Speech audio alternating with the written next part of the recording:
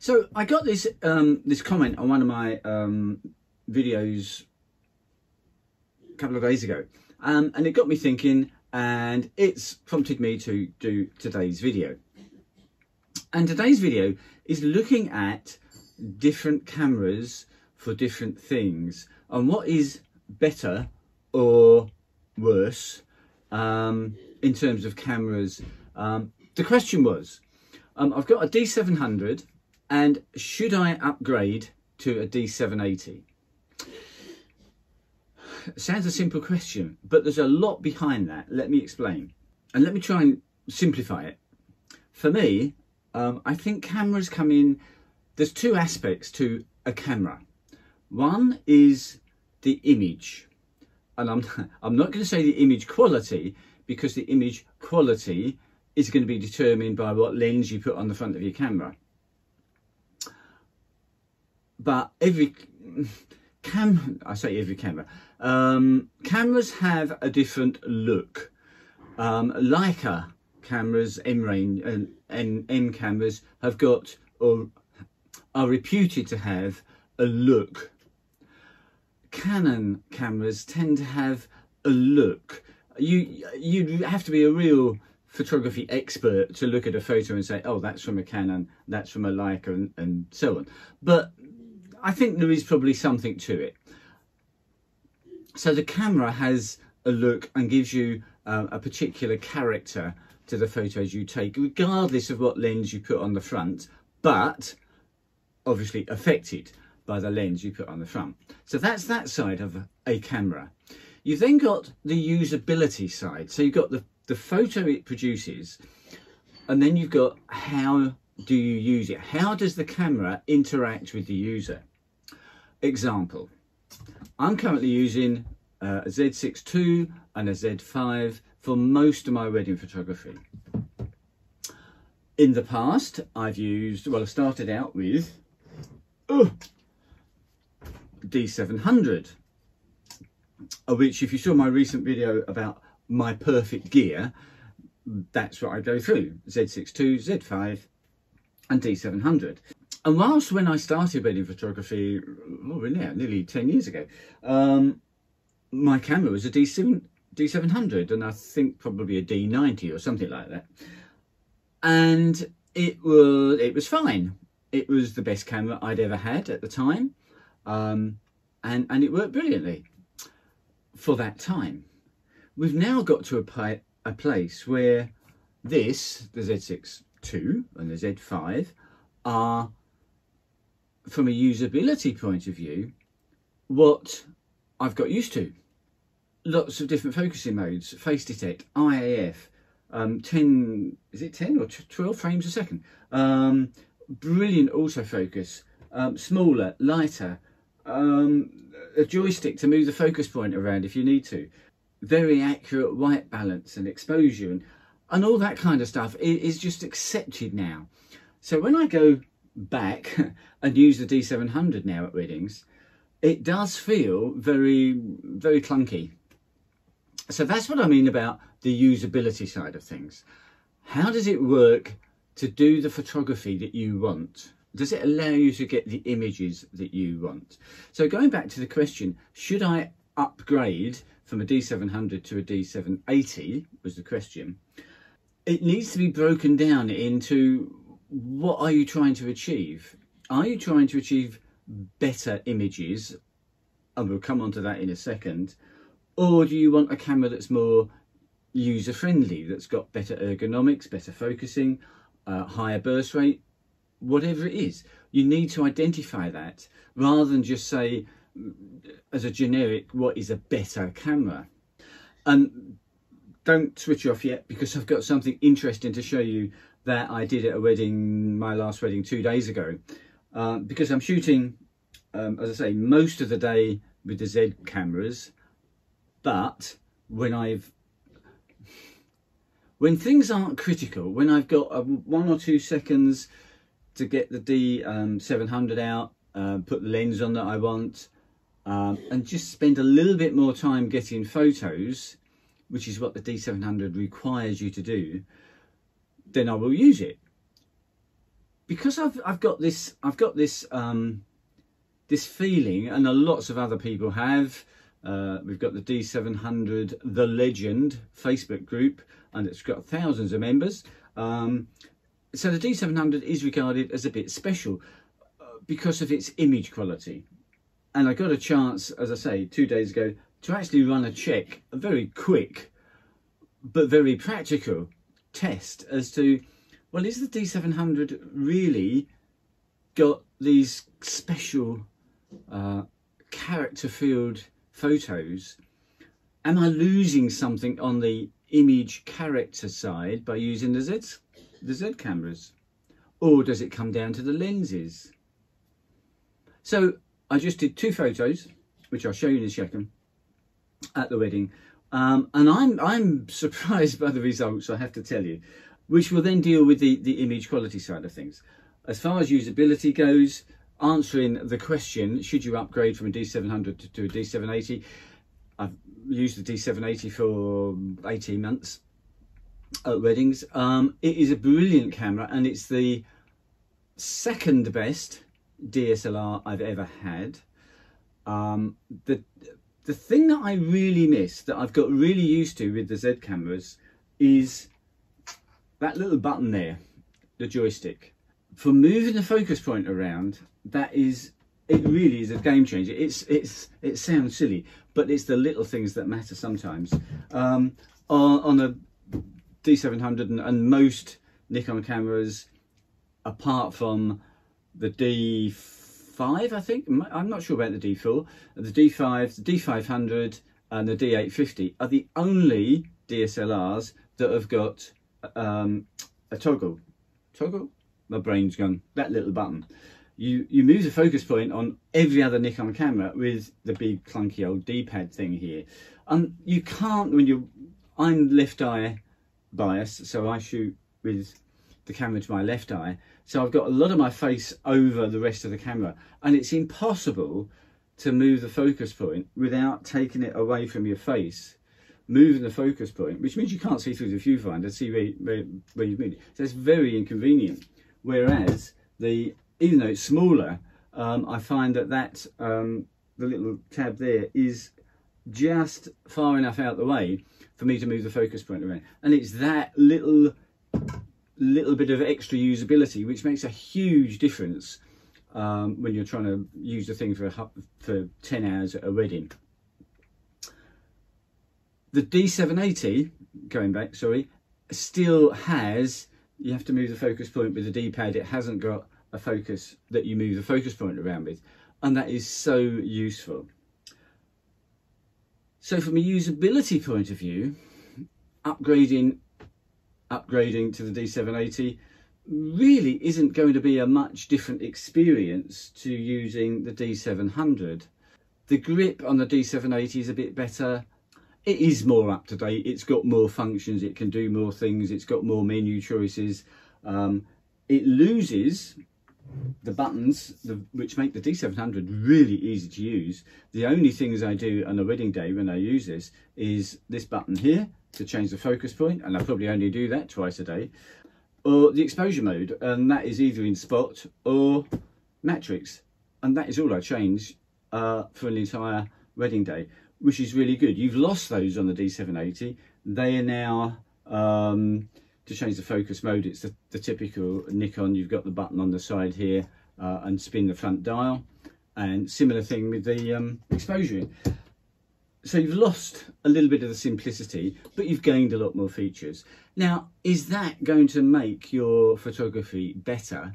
And the answer will be, it depends what you photograph. So let me finish my rambling to say that if you're thinking about upgrading, split it into 2.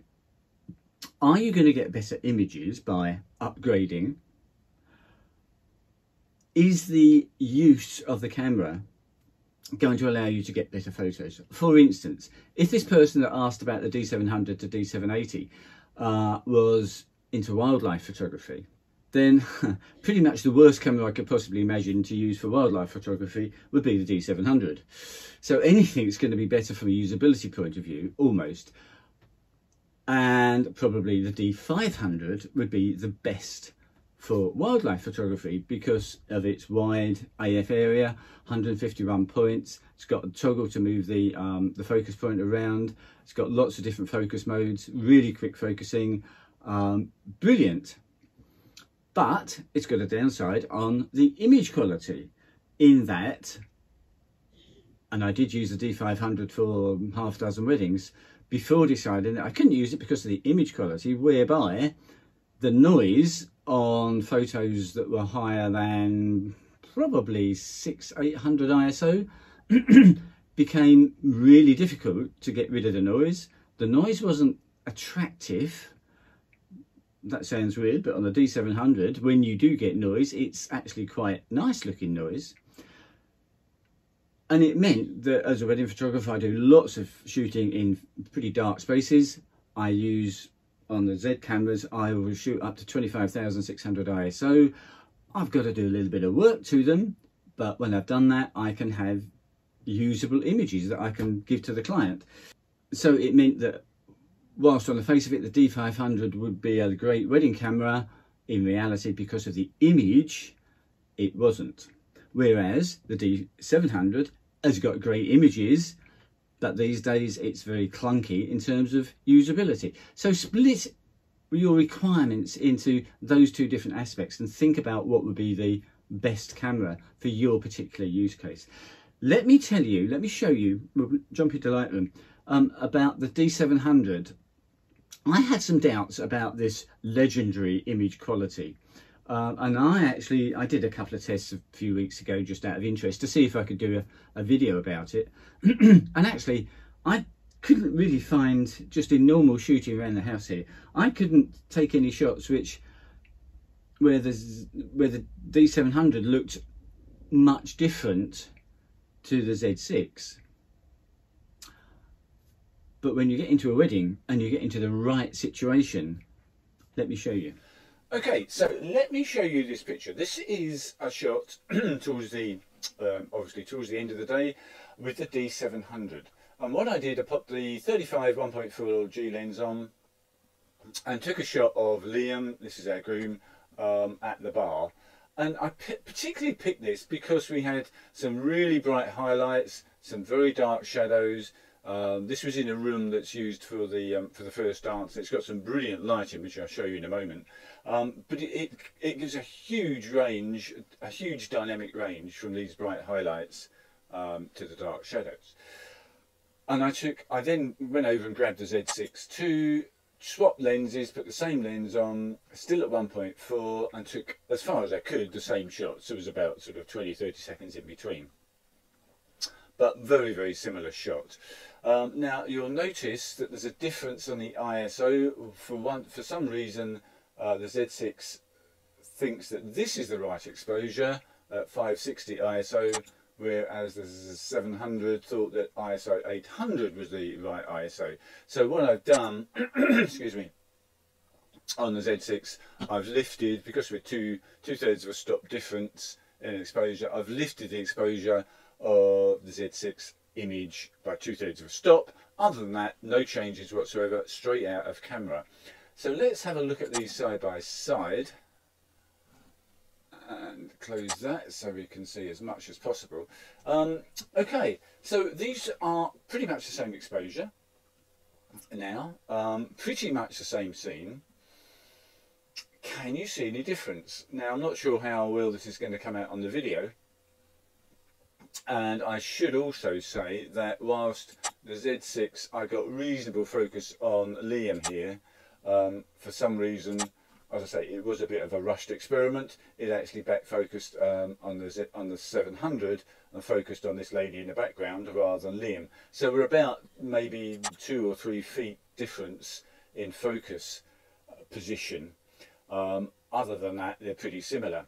But look here at the shadows. If you look on the Z6, we've got black. It is pretty well, I can't make out anything really on the screen there. Over here, we've definitely got some detail that is missing on the Z6. So the D700 has pulled out more details on the shadow than on the Z6. Now, this is completely opposite to what I expected. I believe, and you can read it up, that the dynamic range of the D700 is about 12 stops, the Z6 is about 14. So I should be getting more detail in the shadows than the D700. Now, maybe the additional dynamic range simply means that I can pull details out of the shadows more on the Z6 than I can on the D700, rather than the image straight out of camera. But I thought that was very interesting. Again, if we look at that dark area there, it's definitely brighter on the D700. And if you just spend a moment just looking at these two images and trying to decide which one do you like the best, because that's really what it comes down to when you talk about image quality, when you talk about image character, it's which one do you like best? And we're all different. Some people will like this one, but it's darker shadows. Other people will like this one more. So there's no right and wrong. But if anyone has got a D700 and thinking of, in quotes, upgrading to a Z6 or a D780 for better images, you're not going to get it, guys, because I mean, even if I zoom in, what's in focus? So that's in focus and he's in focus. You know, even when zoomed in at 100%, there's not. Oh, there we go. The back of his head is actually in focus. There's not a lot of difference in detail between those two shots.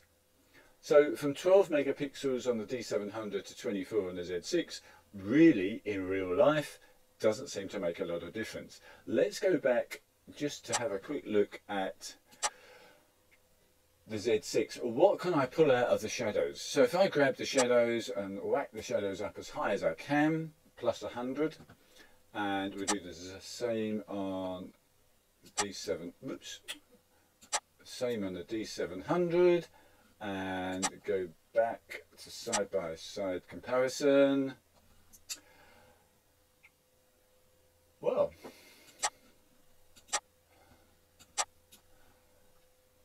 there. See, this is really surprising. You've definitely got more detail in the D700 than in the Z6. Now, that may be because, I say, the 700 was focused maybe a metre closer to this, but this is still 4 or 5 meters in the background. You would think that would be out of focus by a pretty similar amount on both shots, but there's definitely more detail in the 700. I'm really surprised by that. Let me just try and now drop the height. In fact, so we've got clipping. Let me just go back. Sorry, let's talk about highlights. So on the Z6, as you just saw, we've got some clipping of these highlights. Have we got the same? We've got pretty much the same on the 700. So if I drop the highlights as much as I can, we completely lose all the clipping of the highlights. And if I do the same on the Z6, again, we completely recover those highlights. So this, what I've just done, dropping the highlights and lifting the shadows, is pretty much what I do to every photo that I take at a wedding. So if we now look at these two shots now, they look different to what they were straight out of camera. The 700 has got some brighter highlights here. They're not blown highlights, but it's still brighter. We've got more of this lamp that you can actually make out what's happening. But that may be simply down to the 2/3 of a stop difference between the two exposures. So let me just, as a final check, let me just go back to look at the highlights. Let's go back to the D700, and I'm going to drop, and if I drop the exposure by 2/3 of a stop, if we look at the, so if we look now at the highlights in a bit more detail, we've still got more detail on the Z6. It has, I mean, it's not showing up as clipped, but you've lost detail in the highlights on the D700. Again, that may be down to the slightly different exposure levels. So let me just reset both of those just to give you a final view. And the actually what I'm going to do is drop the exposure, do it the other way around. I'll drop the exposure by 2/3 of a stop on the 700, and now we'll have a look at the Z6 compared to the 700.